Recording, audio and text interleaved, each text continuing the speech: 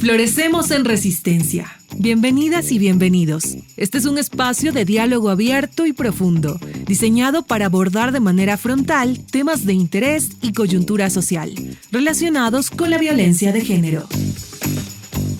Florecemos en Resistencia.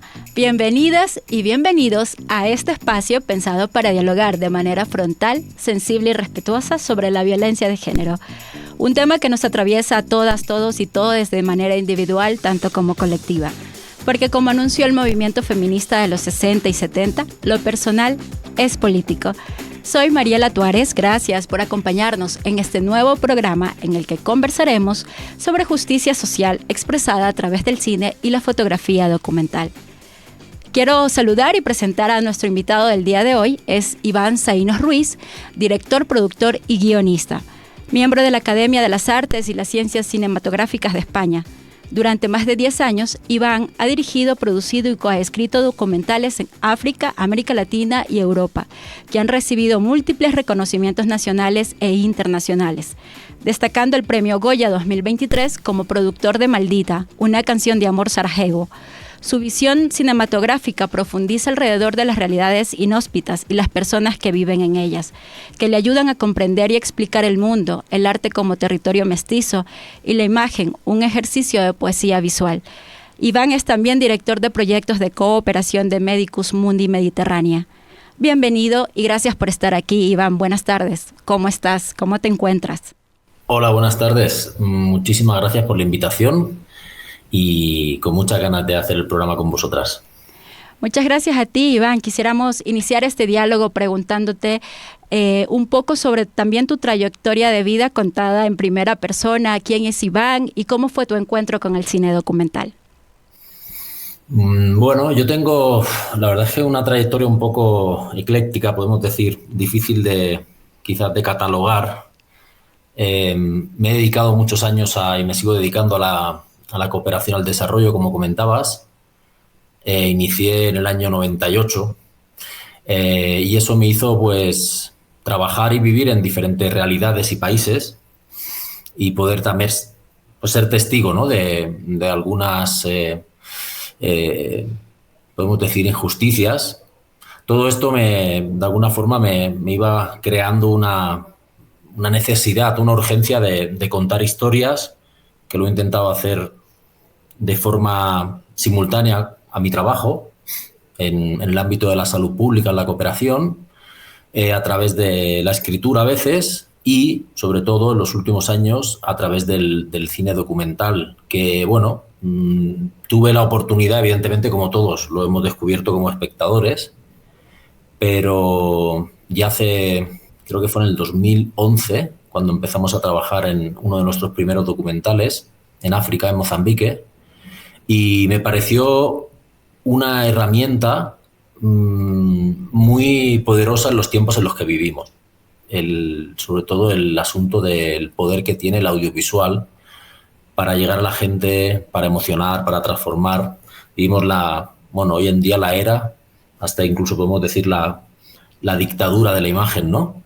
Entonces yo vengo de ese sector de la cooperación que se profesionalizó mucho y creo también se hizo muy burocrático, de documentos, de informes, de evaluaciones, formulaciones, etcétera.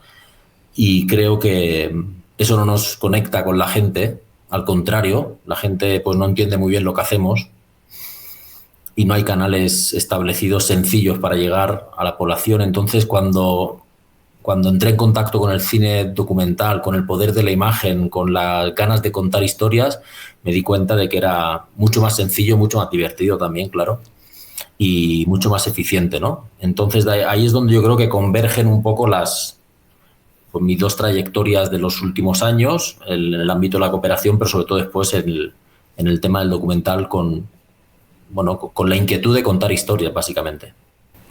Iván, y cuéntanos un poco sobre Maldita, una canción de amor a Sarajevo, este documental por el que recibiste el premio Goya como productor. Sí, esta es una de esas, no sé cómo llamarlo, ¿no? De esas, al final, historias que creo que tienen alma, Yo, como te comentaba, empecé a trabajar en el año 98. De hecho, mi primer destino y durante muchísimo tiempo de trabajo fue Sarajevo.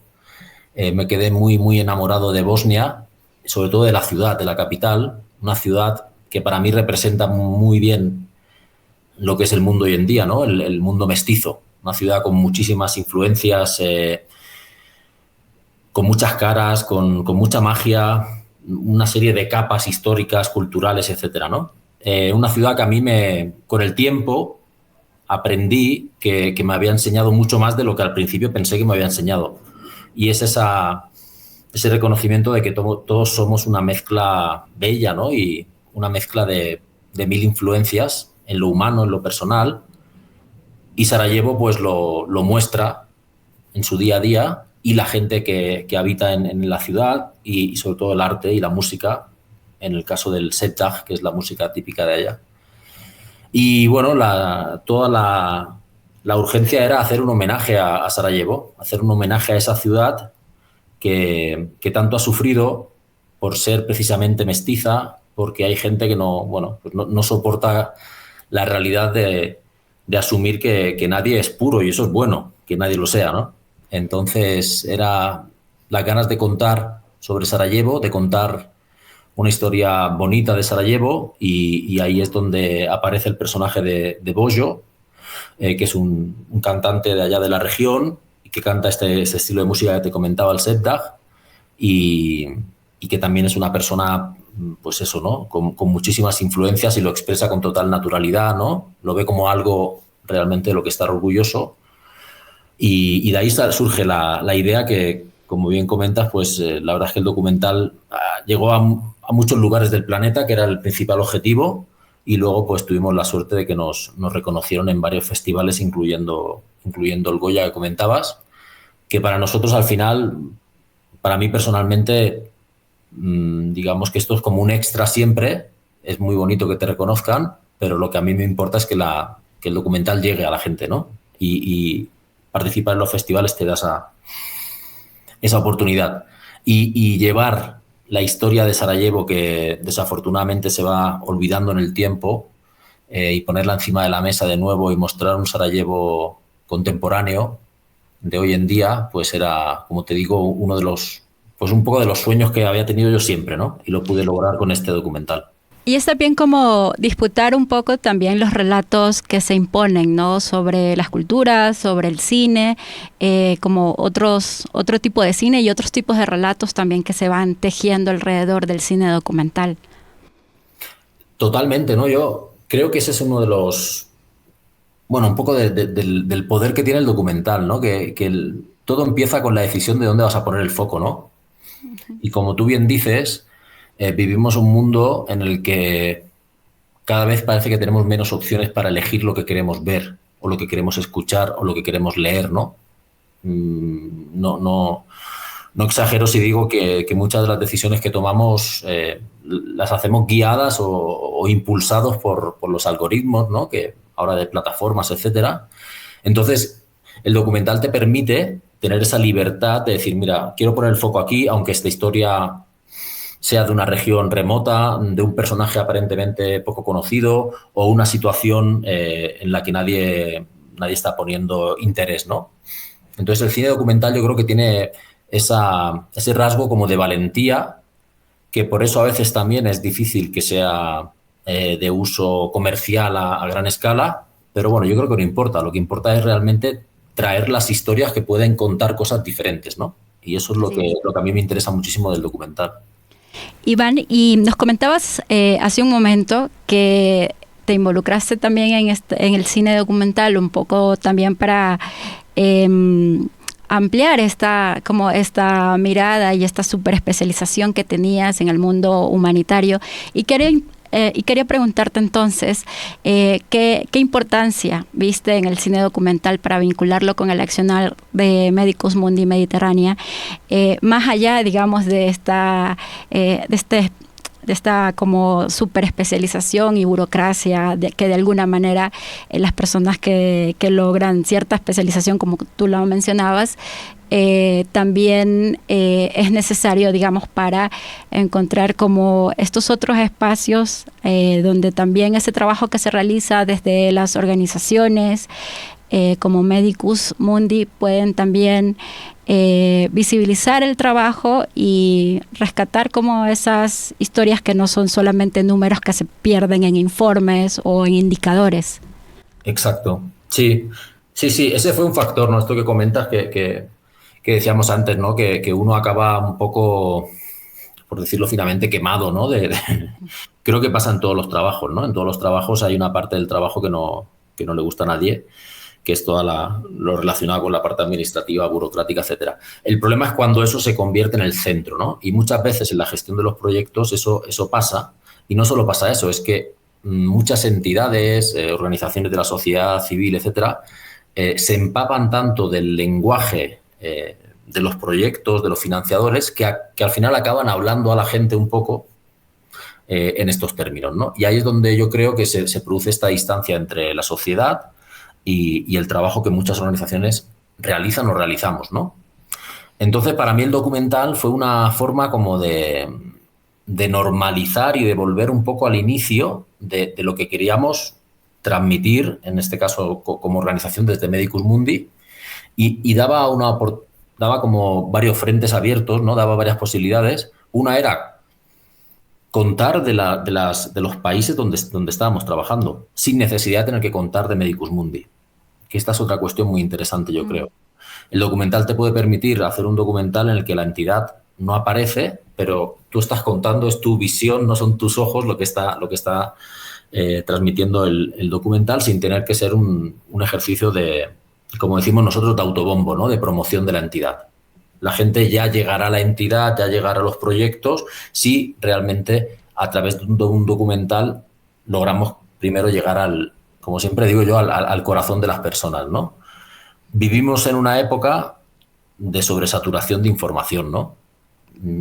Que al final, pues hay gente que dice que nos está volviendo incluso un poco más idiotas a todos, ¿no? Es decir, tenemos tanta información que nos está costando tomar decisiones, ¿no? Entonces, nosotros queríamos hacer historias también, por decirlo entre comillas, sencillas, ¿no?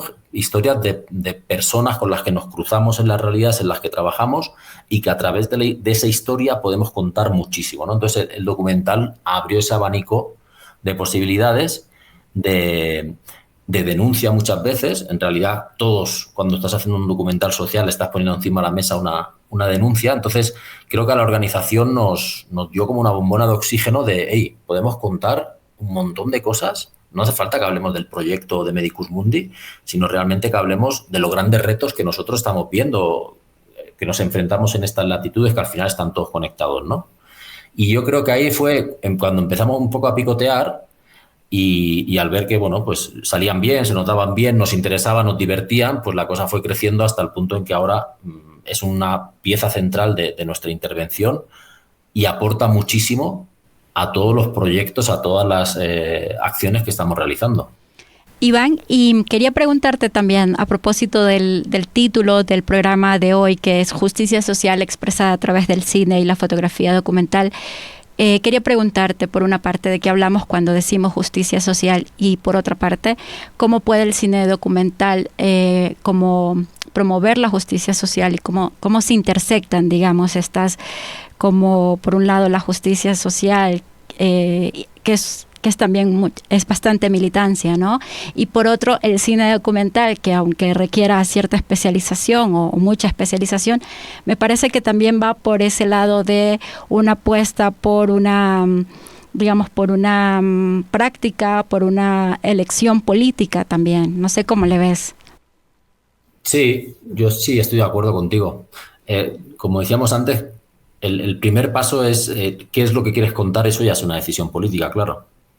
Porque estás poniéndole el foco y a partir de ese momento, de esa decisión, vas a tener un montón de meses, años, incluso a toda una gente, un equipo enfocado en yo quiero poner el foco en esta realidad que normalmente, en nuestro caso, de esto no se suele hablar, ¿no? Entonces queremos visibilizar esto. Y es cierto que todos los temas que estamos tratando desde el derecho, el acceso al derecho a la salud, desde la lucha contra la violencia machista, desde la problemática que hay a nivel medioambiental y la crisis climática, etcétera, pues está de alguna forma poniendo encima de la mesa, como decíamos antes, todos estos retos planetarios a los que nos estamos enfrentando y que están creando, y está demostradísimo, una serie de injusticias y de desigualdades entre diferentes grupos sociales, digamos, o que habitan o que habitamos en el planeta, ¿no?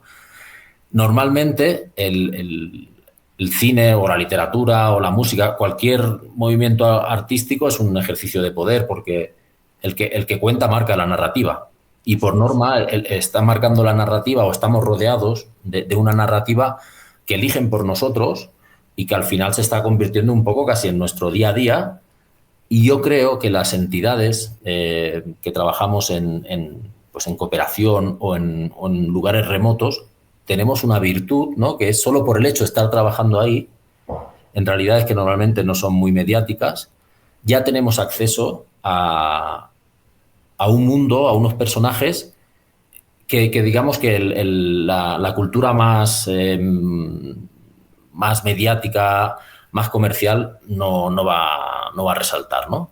Entonces, ese hecho yo creo que ya es el primer paso para movernos hacia la denuncia, para movernos hacia la promoción de la justicia social. El documental en sí es una de las piezas. Lo bonito es luego es acompañarlo por un montón de acciones que permitan difundirlo, no solo en el ámbito de los festivales, que ese es interesante porque llegas a un público que normalmente no llegarías, pero sí en el ámbito, por ejemplo, de las universidades, maestrías, institutos. O sea, el documental es una pieza interesantísima porque te abre una ventana al mundo y luego puedes crear un debate con la gente realmente transformador, ¿no?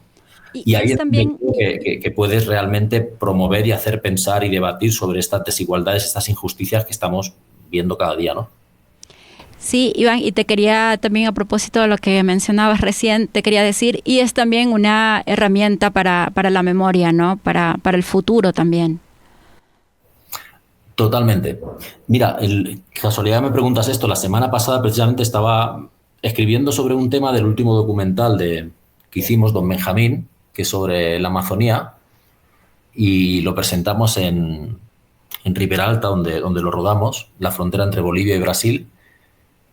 Y yo me alojo normalmente en un sitio que es como un museo, tiene un montón de cuadros, de lienzos muy bonitos. Es un hotelito del pueblo, pero el señor que lo regenta, la familia, pinta, y estaban todos los cuadros allí.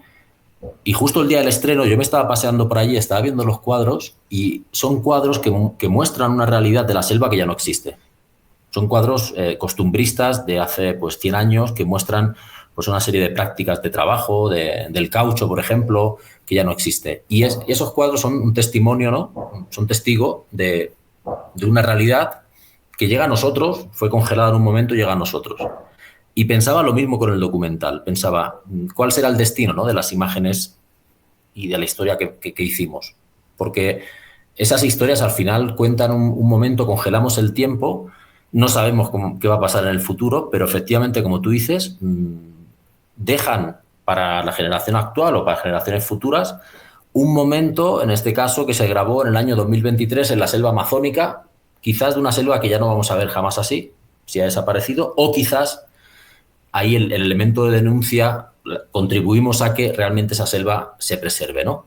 Entonces, me interesa muchísimo, como dices tú, el hecho de sistematizar, de congelar y que sirva para realmente para un ejercicio de memoria histórica. O sea, eso me parece una parte vital del cine documental porque se basa en la realidad al final. Sí, como pequeños fragmentos del presente, ¿no? Que se van ahí perennizando. Y quería preguntarte también, ¿cuáles son estos retos, desafíos éticos también que enfrentan cineastas documentales al representar temas sensibles de justicia social? Sí, este es otro temazo, ¿no? Porque sí, creo que hay que ser muy cuidadoso. Creo que para mí lo más importante, aparte de ser muy escrupuloso con todo el cumplimiento de cualquier tipo de derecho humano en el rodaje, la otra cuestión para mí muy, muy importante, pero es mi visión, hay gente que no lo enfoca así, pero es la dignidad de la gente que aparece en el documental. Como yo te decía, vengo de la trayectoria también del mundo de la cooperación. Muchas veces en el ámbito humanitario creo que se ha abusado muchísimo de un lenguaje comunicativo basado en culpabilizar al espectador. Es decir, yo te muestro una imagen de unos niños con la barriga hinchada, llenos de moscas en un sitio de África, por ejemplo, porque quiero interpelarte, quiero hacerte sentir mal y muchas veces lo que quiero es que al final acabes haciendo un donativo, ¿no? Las ONG se han dedicado, o nos hemos dedicado, en este caso Medicus Mundi no, pero bueno, digamos como colectivo, mucho a este tema, sobre todo en los años 90, en los años 2000, y creo que a la gente le creó mucho rechazo, ¿no? Entonces, para mí es importantísimo a nivel ético que los documentales muestren a las personas con su dignidad, con lo dignas que son, hagan lo que hagan. Sea un minero que está en una mina sacando oro, sea una persona que está cultivando, sea quien sea, son personas que merecen todo nuestro respeto, nuestro reconocimiento, y creo que eso es algo que hay que cuidar muchísimo, porque puede que cometas un error en pro de la historia, en pro de darle dramatismo, en pro de intentar enganchar más al público, de poner al personaje en una narrativa que está en tu cabeza pero que no representa la realidad. Y el cine documental tiene que ser muy honesto, creo. Entonces creo que ese es un aspecto importante. Sí, Iván, y también quería preguntarte sobre la exigibilidad de los derechos humanos, cómo puede la narrativa del cine documental también contribuir a amplificar como toda esta lucha por los derechos humanos y que no se quede solamente en un tema, digamos, declaratorio. Sí, bueno, claro, estamos viviendo una realidad, ¿no?, en que la promoción de los derechos humanos y las agencias que lo hacían, ¿no?, quizás han perdido un poco autoridad moral, ¿no?, porque hay mucho incumplimiento. Y asistimos, ¿no? También es otro siempre hablando del tema este de la imagen y el mundo en el que vivimos, ¿no?, de todo el rato rodeado de imágenes, hemos naturalizado a veces asistir a través de las noticias, etcétera, a aberraciones, a agresiones, a cualquier tipo de incumplimiento de los derechos humanos. Entonces, creo que el documental, de una forma más pausada, más reflexiva, dando más información, mostrando, igual no de una forma muy evidente, pero sí puede ser de una forma sutil, realmente las causas, ¿no?, las causas que están provocando el incumplimiento de los derechos humanos, mostrando que en realidad lo que estamos viviendo es una red absolutamente interconectada de realidades. El documental te acerca a las otras personas. El documental te abre una ventana a un mundo que en el día a día tú no lo vas a ver, ¿no? Entonces creo que es muy útil para poner otra vez encima de la mesa esa sensibilidad en el espectador, que a veces yo creo que está quedando un poco anestesiada por todas las noticias y las burradas a las que asistimos, y la brutalidad y de alguna forma la inacción, ¿no?, que nos provoca ver esto, ¿no? Ahora me viene a la mente lo que estamos viendo a diario en la guerra de Gaza, que ya hemos normalizado, las cifras van saliendo cada vez más, grandiosas, ¿no? 40.000 muertos, etcétera, y la gente está quedando como anestesiada. El cine documental, creo que si está bien hecho, permite llegar a la gente, tratar realmente la problemática de los derechos humanos y, si es posible, además, si se hace en positivo con propuestas, caminar hacia adelante. No ir al otro extremo, como decíamos, de una información que lo que hace es inhabilitarte y no dejarte mover, ¿no? Iván, ¿y conoces de experiencias transformadoras que hayan utilizado el cine documental u otra forma de arte, como la fotografía, por ejemplo, para el trabajo directo con mujeres víctimas sobrevivientes de violencia de género? Sí, mira, ahí, si me permites, voy a barrer un poco para casa, porque hicimos en Mozambique un documental que se llama Woman, que precisamente habla de mujeres que habían sufrido o estaban en ese momento también sufriendo violencia machista,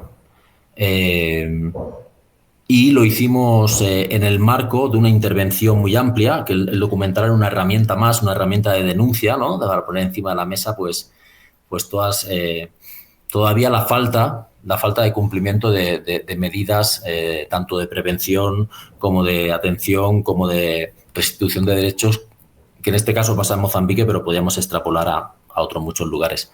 Entonces, ese documental se hizo con grupos de mujeres que estaban siendo también atendidas y eran parte del programa que llevamos a cabo en Mozambique, y el documental, yo creo lo interesante, se utilizó también como una herramienta de incidencia política con las autoridades locales, ya no solo en Mozambique, también afortunadamente giró un poco también por otras latitudes, incluso en África, para exigir el aumento, digamos, de los recursos y el compromiso gubernamental en la lucha contra la violencia machista. Es un documental, yo creo, interesante, porque lo que muestra, y era uno de los objetivos, es que la violencia no atendía a ningún tipo de clase social. Entonces pusimos el listón muy alto porque conocíamos un caso de violencia machista que precisamente le sucedió a la hija del presidente de Mozambique. Y afortunadamente, Josina nos dio la oportunidad de entrevistarla y participa en el documental. Entonces creo que esa herramienta, como tú dices, provoca cambios. Mucha gente, incluso Josina, me acuerdo que nos comentaba cómo por el hecho de haberla puesto en el documental, poner la cámara, hacer la entrevista, visibilizarla, el documental quedó en sus manos para todo las acciones que ella hacía. Ella se estaba convirtiendo en un referente en su país de denuncia, ¿no? Y mucha gente, muchas mujeres, se sintieron con más fuerza, con más libertad de ponerse en contacto con ellas para poder denunciar. Entonces el documental alteró de alguna forma esa barrera, ¿no? que había, ese muro que había de comunicación, por darle voz a gente que era mediática, que explicaba pues que había sufrido violencia, ¿no? Entonces me pareció, a mí la verdad es que estar en ese proyecto me pareció una suerte y aprendimos muchísimo.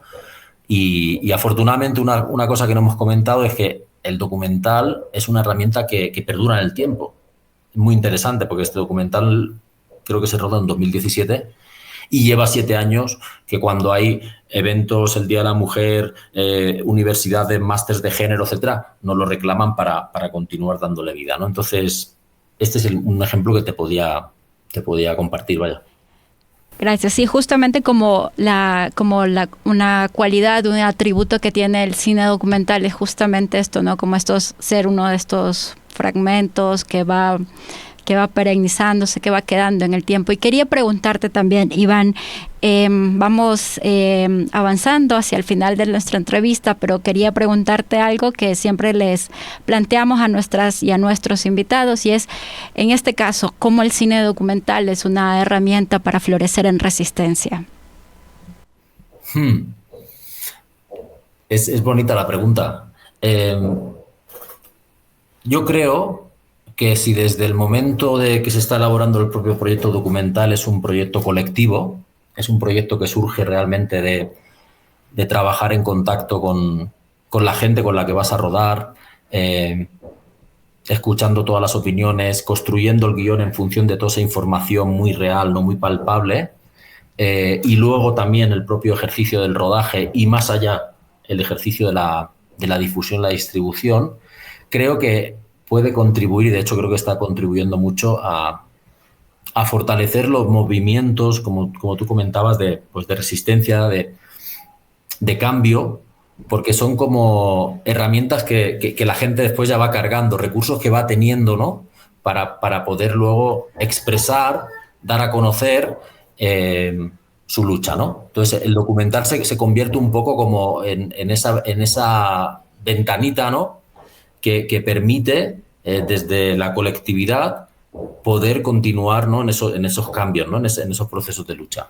Iván, solamente para finalizar, queremos pedirte que nos compartas el título de algún libro, película, canción, documental, disco, artista u obra de mujer que haya marcado tu vida o que hayas recientemente conocido. ¡Wow! Estos son muchas. Oye, mira, pero te voy a poner un ejemplo que no es cine documental, pues es un cine de ficción que revisité no hace mucho y me pareció una película para tratar el tema de la violencia machista muy interesante, y es una película de Hollywood que en su momento, cuando la vi hace 20 años, no ni caí, pero una película de lucha increíble de dos mujeres, y es Thelma y Louise. La volví a ver hace poco en un ejercicio para estudiar cómo se había hecho el guión de esa película, que es una joya, y realmente me parece interesantísimo cómo tocan el tema de la violencia y cómo sobre todo tocan el tema de que, en este caso, las dos mujeres nunca logran explicar lo que les está pasando a la sociedad, porque todo lo que les rodea al final son espacios de poder ocupados por hombres, ¿no? Entonces, esta película particularmente a mí la revisité hace poco y me pareció un muy buen ejercicio. Muchísimas gracias, Iván. Antes de despedirnos, solamente quería pedirte que nos cuentes dónde podemos, las personas que nos ven, que nos escuchan, dónde podemos encontrar los documentales o parte de ellos de los que nos has comentado el día de hoy. Sí, mira, nuestros documentales que realizamos desde Medicus Mundi, se pueden ver en el canal YouTube, entrando en YouTube, Medicus Mundi Mediterránea. Y ahí están toda la lista de documentales que hemos realizado, a excepción del último, que está en circuito de festivales y que estará a partir del año que viene. Además, estamos en negociaciones, pero ya lo informaremos oportunamente, para ponerlos en plataformas también. Pero ahora ya están en abierto en el canal YouTube. Muchísimas gracias. Agradecemos a Iván Zahinos Ruiz, director, productor y guionista, miembro de la Academia de las Artes y las Ciencias Cinematográficas de España, por su valiosa participación en este diálogo con nosotras. Esperamos que el espacio haya sido un lugar de escucha y encuentro, pero sobre todo que nos haya permitido contar otras historias. Muchísimas gracias a todas, todos, todes por acompañarnos. Hasta la próxima. Así finalizamos este espacio de diálogo y reflexión. Esperamos que las conversaciones de hoy hayan inspirado nuevas reflexiones y acciones contra la violencia de género. Un programa de Aquanuna y Medicus Mundi Mediterránea con el apoyo de Generalitat Valenciana en coproducción con Corape.